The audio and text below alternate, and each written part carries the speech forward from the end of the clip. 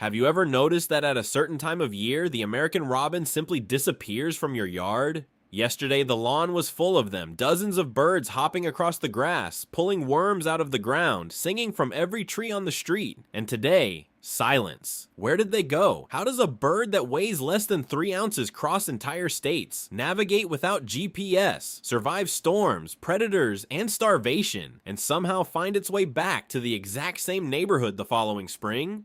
Today we are going to uncover the secret route of the American robin, and we are going to discover that this bird, the most familiar bird in the United States, is hiding something that almost nobody knows. Stay until the end, because understanding what really happens during migration will permanently change the way you look at this bird every time it shows up in your yard. Before we talk about where they go, we need to understand who they are. The American robin, Turdus migratorius, is the largest thrush in North America. That brick red chest, that black head, those white eye rings, that yellow bill. 7 states have it as their official state bird. It appears on greeting cards, in children's books, in weather forecasts as the universal signal that spring has finally arrived. Most Americans see this bird every single day of their lives, and most Americans know almost nothing about it. The robin is not just a backyard bird. It is one of the most widely distributed birds on the entire continent, found from Alaska to Mexico, from the Atlantic coast to the Pacific, in forests, suburbs, cities, farmland, and open tundra. Its scientific name, Turdus migratorius, literally means migratory thrush, because migration is so central to what this bird is that the scientists who named it built that fact directly into the Latin. But here's the first secret. Not all American robins migrate, not even close. Many of the robins living in the continental United States stay put all year, in the same range, through every winter, without moving at all. The ones you see hopping across your lawn every spring may not have traveled from anywhere. They may have been in the same neighborhood the entire time, hiding in the trees, eating berries in the canopy, completely invisible from the ground. The robin that everyone calls a sign of spring may never have left. So why does it disappear? Why does the lawn go empty? And why does it suddenly reappear in March as if it just arrived from somewhere far away?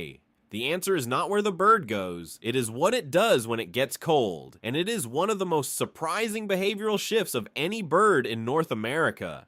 In summer, the American robin is a ground bird. It hops across lawns, tilts its head to listen for worms, pulls them out of the soil, and feeds in plain sight. It is visible, familiar, and predictable. In winter, it changes completely. When temperatures drop and insects disappear, the robin abandons the ground entirely. It moves into the tree canopy, switches its diet almost entirely to berries, and joins enormous flocks that roost together in dense vegetation far from human yards. This is why you stop seeing them in winter. They didn't go anywhere. They went up, into the trees, into the berry bushes, into the roosts. And those winter roosts are one of the most extraordinary spectacles in American birdwatching that almost nobody ever witnesses. Robin roosts can contain up to 250,000 birds in a single location. 250,000 robins gathered in one patch of trees, moving in enormous waves at dawn to find food, returning at dusk in a flood of orange and brown that darkens the sky above the roost site. People who have seen a large robin roost describe it as one of the most overwhelming wildlife experiences available in the continental United States, comparable to the Great Migrations of the Great Plains, happening every winter in suburban backyards and city parks across the country, completely unseen by most people because nobody thinks to look up. The robin you dismissed as a lawn bird is secretly living one of the most social and spectacular lives of any bird in America.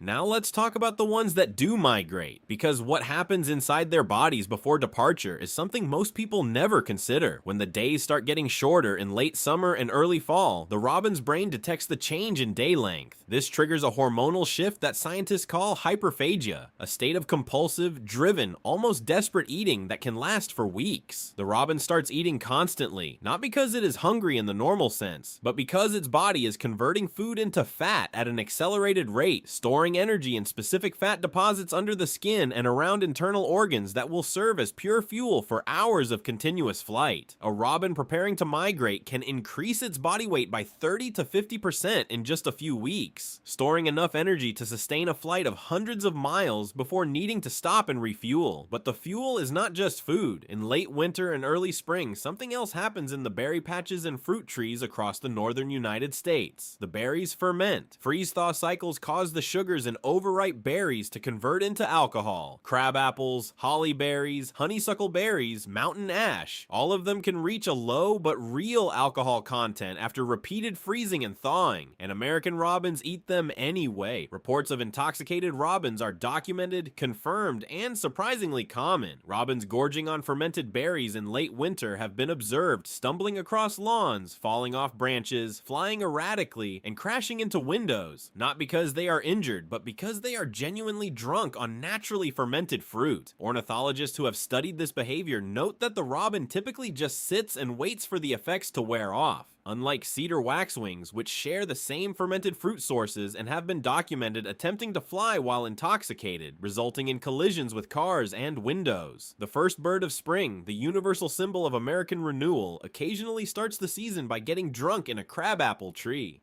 Now pay attention to the logistics of this migration. Every spring, American robins that have wintered in the southern United States, Mexico, and along the Gulf Coast begin moving north. They travel by day, unlike most songbirds which migrate at night, often in large, loose flocks that move visibly across the sky. They can cover up to 250 miles in a single day. Their destination is the north, Canada, Alaska, the far northern reaches of the continent, where they will breed, raise young, and fatten up again before the long return south. But here is what makes robin migration genuinely mysterious to scientists. There is no single robin route. Robins tagged with GPS devices and tracked across their full migration have revealed something unexpected. Individuals from the same wintering flock do not travel together. They split apart, take different routes, stop at different locations, travel different distances, and sometimes end up on completely opposite sides of the continent from birds they were roosting with just days before. 4 robins tagged in Denali National Park in Alaska were tracked traveling more than 5,500 miles round trip, flying as far south as Texas for the winter. 2 others tagged in Washington, D.C. spent the entire winter within a few miles of where they were captured. The same species, different individuals, completely different strategies, and scientists after years of GPS tracking still cannot reliably predict which individual robin will migrate long distances, which will migrate short distances, and which will simply stay. The American robin is so well studied, and yet this fundamental question about its life remains unanswered. Before we continue, have you noticed robins disappearing from your yard recently, or are you watching them arrive for the first time this spring? Drop your state in the comments and tell us what the robin situation looks like where you live right now. We want to map what our viewers are seeing across the country. Subscribe to Birdwatching TV. Every week, the most remarkable birds in America, explained clearly and accurately. Now let's keep going. Here's a fact that should concern every American birdwatcher. The American robin now migrates 12 days earlier than it did in 1994. 12 days in less than 30 years. A shift so significant that researchers from Columbia University's Lamont Doherty Earth Observatory dedicated a major study to understanding what is driving it. The short answer is temperature. Robins in the study were shown to respond primarily to air temperature, moving north when warmth arrived, regardless of calendar date. As spring temperatures have pushed earlier across the continent, the robins have followed. But here is the complication. The plants and insects that robins depend on when they arrive on their breeding grounds do not necessarily respond to temperature at the same rate. If robins arrive earlier, but the earthworms are still deep in frozen ground, the caterpillars haven't hatched, and the berries haven't ripened, the birds arrive ahead of their food supply. This mismatch between bird timing and food availability is one of the central concerns of migration biology right now, and the robin, the most common migratory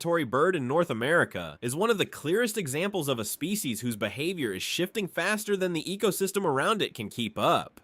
The first robin of spring is arriving earlier every year, and the world it is arriving into is not always ready for it. If you think the robin is alone on this journey, you are wrong. The American robin shares its migration routes, its stopover sites, and its winter roosts with a cast of other species that most people never notice, because they are focused on the robin and not on what is flying alongside it. Cedar waxwings travel with winter robin flocks, sharing the same berry sources, the same roost trees, and occasionally the same fermented fruit. Where a large robin roost exists in winter, cedar waxwings are almost always nearby. Common grackles and red-winged blackbirds overlap with robin roosts in enormous mixed-species gatherings that can cover entire forests with sound and movement at dawn and dusk. And the American robin shares something else with its traveling companions: the same invisible highways through the sky. The United States is crossed by 4 major flyways: the Atlantic, Mississippi, Central, and Pacific, invisible corridors through which the continent's migrating birds funnel each spring and fall. Over 40% of all North American waterfowl and shorebirds use the Mississippi Flyway alone. More than 500 species use the Atlantic Flyway annually. These flyways pass through every major city in the eastern United States. Birds are migrating over Chicago, over New York, over Atlanta, over Houston. Every spring and fall night, hundreds of millions of birds moving invisibly overhead while the city sleeps below, and every one of those birds faces the same danger at every stopover point along the way.